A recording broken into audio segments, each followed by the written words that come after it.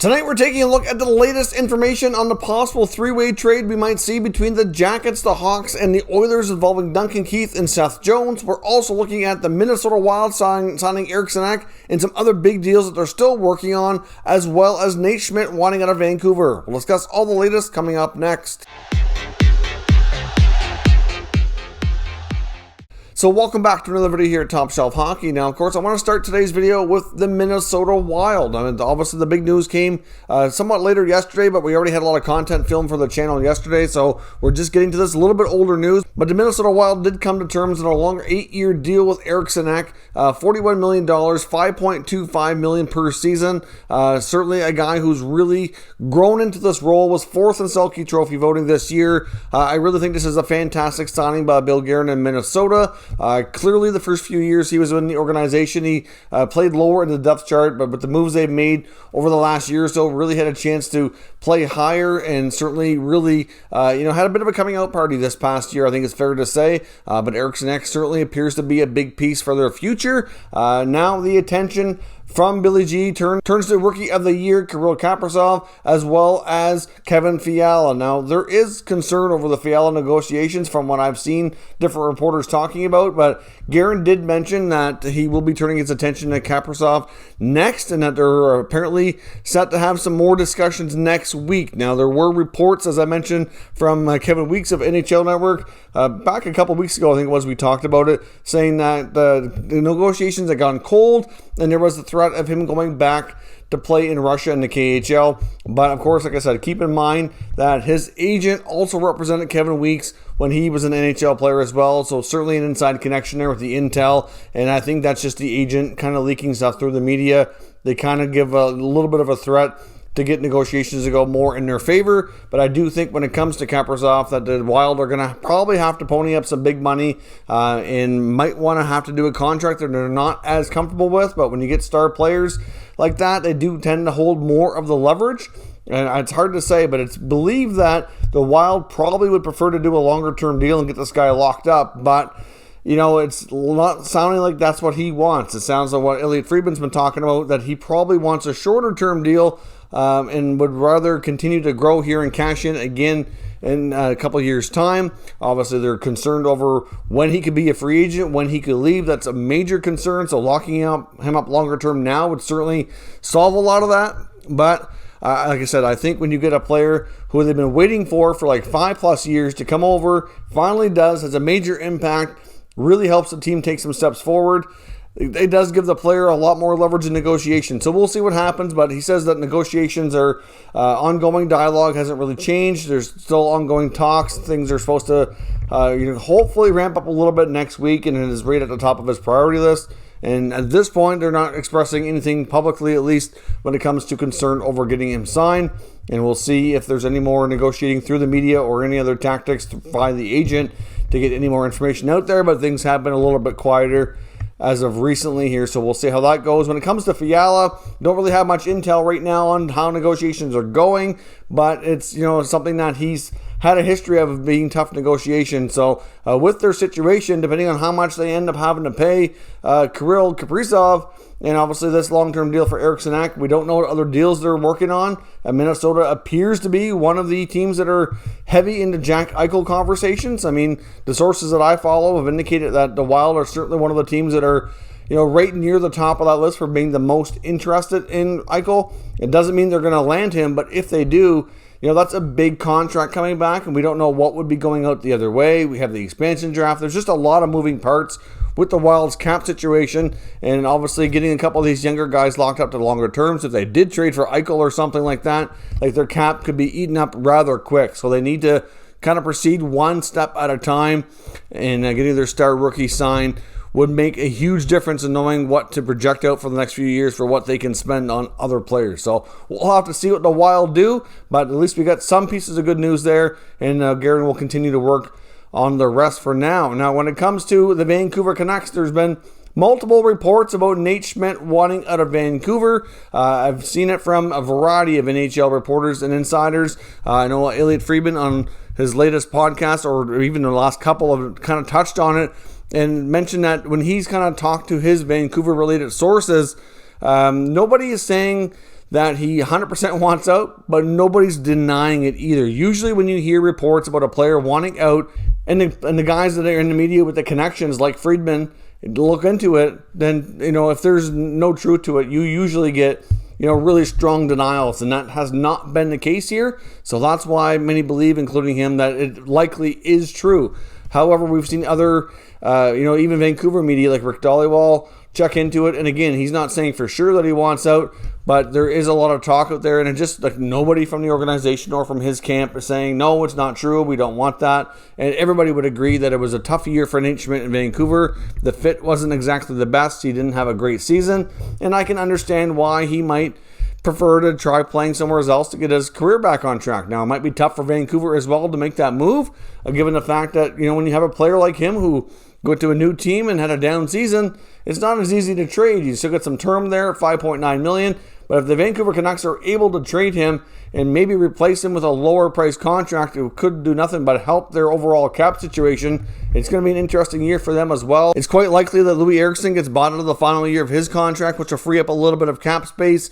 They had a couple of expiring contracts, like a guy like Brendan Sutter, which may not be brought back. Alex Edler's questionable, but it seems like there's interest to bring Edler back. I don't know exactly what they're going to do when it comes to expansion. They're a little tougher team to figure out in that regard. So it's hard to say what Vancouver does with all of their moves, but Nate Schmidt is believed to be available. At this point, he has not been linked to any specific teams, and so there hasn't been any official confirmation from the team that he's definitely on the outs here, that he wants to get traded. But like I said, nobody's denying it, and when that happens, 9 times out of 10, there usually is some truth to it.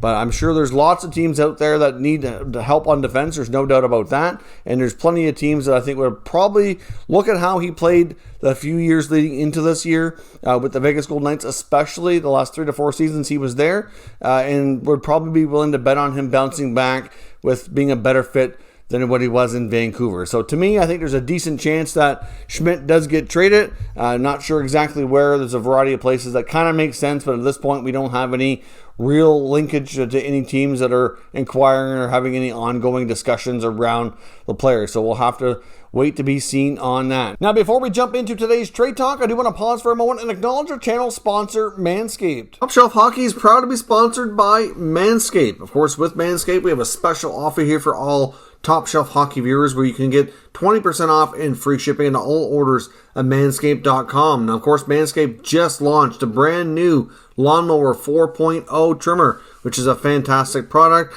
They've taken the level up here, even again with the skin-safe replaceable blades. It's waterproof, it's wireless charging, has a travel lock on it, as well as a nice light so you don't miss what you're doing. So certainly a terrific product. Now, many people associate Manscaped with their trimmers, which is certainly kind of their top product, but they do have a lot of other great options as well, including what they call the Weed Whacker, which is another trimmer for your ears and nose. And they have a variety of deodorants and sprays as well, which also keep you fresh and are terrific as well. So certainly Manscaped has a lot to offer, and we certainly highly recommend all of their products. So check out manscaped.com and use promo code TSH for 20% off and free shipping.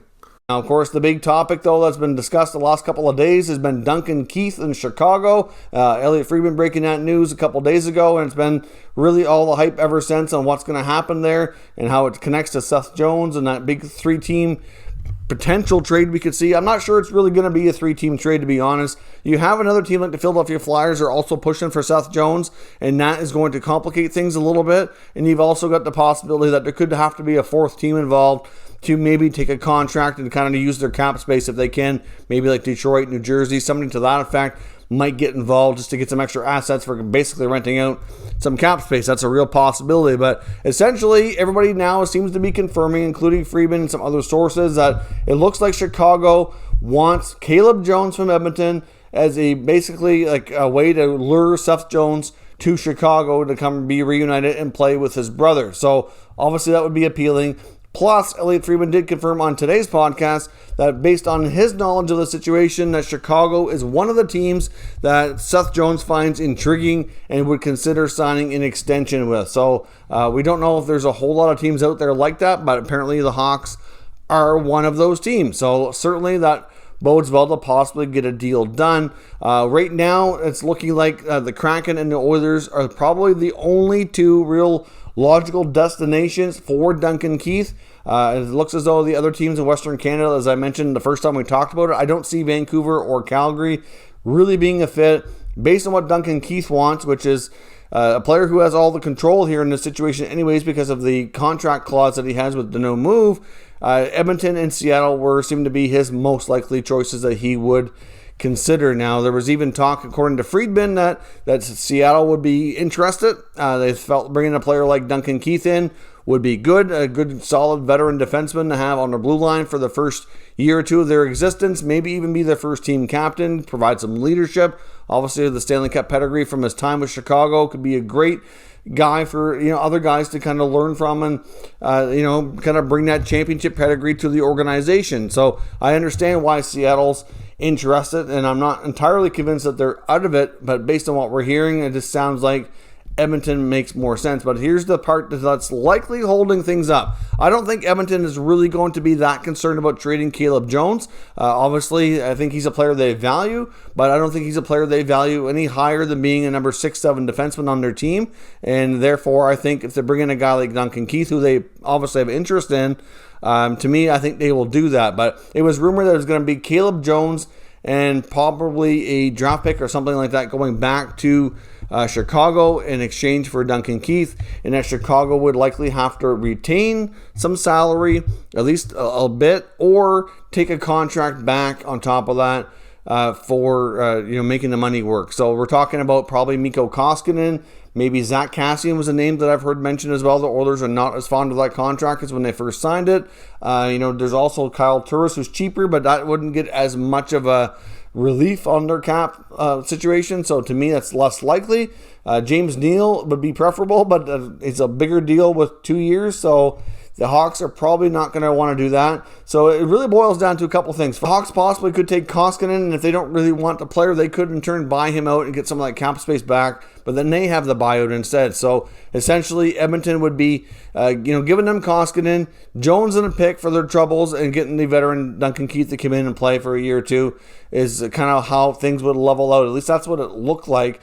And then in return, the Chicago Blackhawks could then work out a separate trade likely to bring in Seth Jones and sign him to an extension, and that having his brother there would be the extra added bonus to make it worth his while to be more considerate of doing that. Like I mentioned before, there's a variety of players that the Hawks have that they were rumored to be considered making available to the Jackets. Like we're talking about some younger players like Kurashev, maybe a defenseman like Baudin, possibly even like a Suter, the rookie that came over from Switzerland. Not a guarantee that he resigns. I would wonder if they might be willing to throw in Dylan Strome. His name has been out there as potential trade bait, and we're not talking about all these guys being included either. Like we're talking one or two or something to that effect. Like it's going to be probably a first round pick. I think that's fair to say. The Hawks' first rounder this year is reasonably high, so that could be enticing. And you throw in a couple of these younger players, and I think you get yourself a pretty decent package. You could have it shaped up no matter how you want. First round pick, a more experienced roster player, one or two younger prospects. You get Seth Jones, sign him to an extension, and that's a pretty good deal. That's 4 pieces going to Columbus. The Jack Eichel sweepstakes and all the rumors about what that's going to cost, like in all their different position, but still impact players. It's likely would probably get it done. So Chicago could make a fair bit of business that way and make everything kind of happen and get the Jones brothers on their roster. At least that appears to be what their whole goal here is to bring both Caleb and Seth to the Blackhawks organization. And all said and done here, they would probably be a better team for it, but obviously they have to give up some assets and take something back. But to me, Edmonton's cap situation on taking on Duncan Keith is what's holding things up.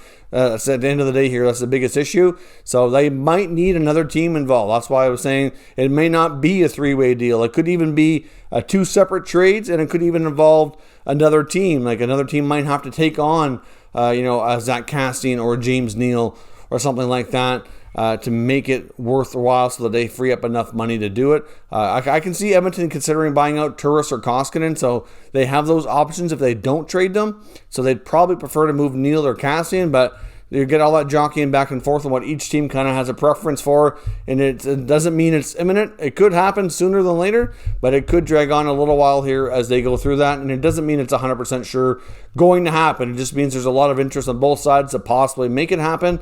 Edmonton obviously likely knows what Chicago's up to here, and they can take their time to make it worth their while. And like I said, you get the Flyers that are still rumored to be pushing hard too, and if the Flyers give the Jackets a better deal, then they might have to reconsider going to Chicago, but I'm sure the Jackets would rather send him to Chicago rather than make a division rival in Philadelphia a stronger team by having him there as well. So, or if they do that deal with the Flyers, they're going to make them pay more than likely than they would a Western team because of that divisional factor. So we'll see what happens, but that's all the latest intel here on the latest trade talk here. We're kind of gearing up for the busy season. We're going to have a very busy couple of weeks leading into the expansion draft, the entry draft, and then free agency. So stay tuned. We'll keep you up to date with all the latest news and rumors on all 32 NHL teams. Let me know your comments on today's information down below, and we'll discuss further. Thank you for watching, and I'll catch you next time.